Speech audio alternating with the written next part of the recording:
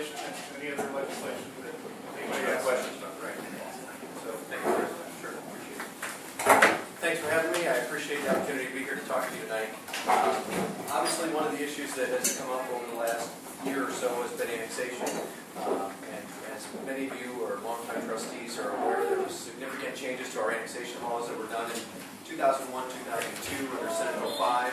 And as I did my research on that, not being in the legislature at that time, that was a decade-long negotiation to try and arrive at a workable passage of a piece of legislation that everyone could agree on. Some more willingly than others, perhaps. And as a result of that, we operate under a new annexation statute. And the issue that I was asked to talk about is the expedited Type 2 annexation issue, which has come up a couple of times in our county over the last year. And it is very specific. It deals with certain fact patterns. It doesn't apply generally to all annexations, and so I'm going to limit my comments to that. But of course, if you have other questions, I'd be happy to answer those too.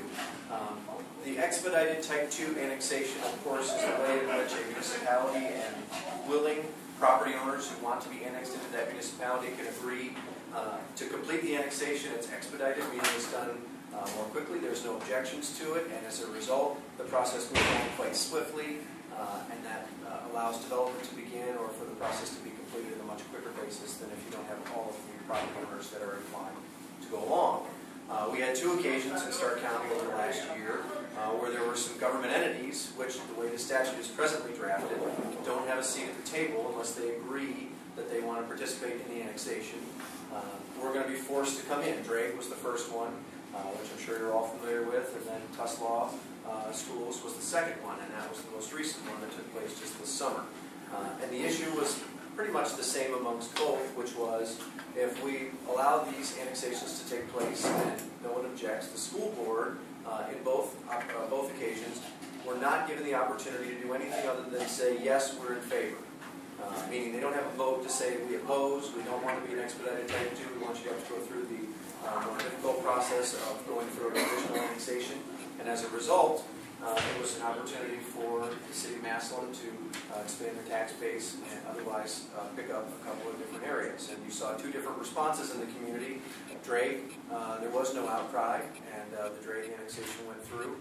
And in Tuslaw, you probably saw there was a little more than a small outcry. In fact, there was quite an organized effort by some citizens there to fight that off.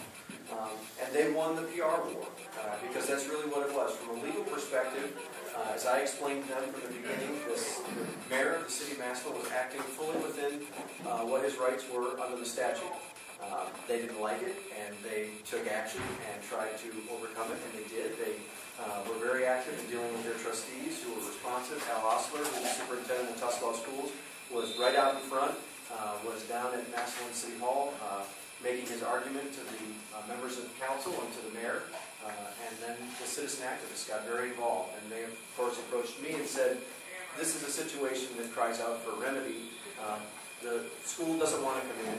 We're not allowed to have a vote at the table, and we don't think that's reasonable. So I did a little homework and looked at it, and I'm inclined to agree with them. And as a result, I introduced House Bill 580. And rather than use a chainsaw, we tried to use a scalpel to change this because it was a very delicate process that took a decade long in order for the annexation law to be agreed upon by the Municipal League and by the Ohio Township Association and all the other interested parties that were part of that bill. And so what that bill simply seeks to do is say, in the event that a municipality or a school board or any governmental entity is going to be consumed as part of one of these annexations, they simply get a vote. They get to go to the table and say, yes, we're with you. There may be good reasons for us to come in, and we want to agree to that. And there may be reasons that they don't want to do it. And they want to be able to say no and not be forced in as part of an expedited Type 2 annexation procedure. Now, that bill was introduced in late summer, and as you're aware, it's an election year, and the General Assembly has been remarkably unproductive. And so that bill is not hearing yet. We're in lame duck session now. Our session days for this week, 2 were scheduled, both were canceled. I think that is probably a trend that will continue through the rest of the year. So, in all likelihood, this bill won't get a hearing in this General Assembly, but it will on the 29th General Assembly, which will begin in the first of the year when all the newly elected representatives and senators are sworn in for our next General Assembly. So I'll be introducing it again in the new General Assembly.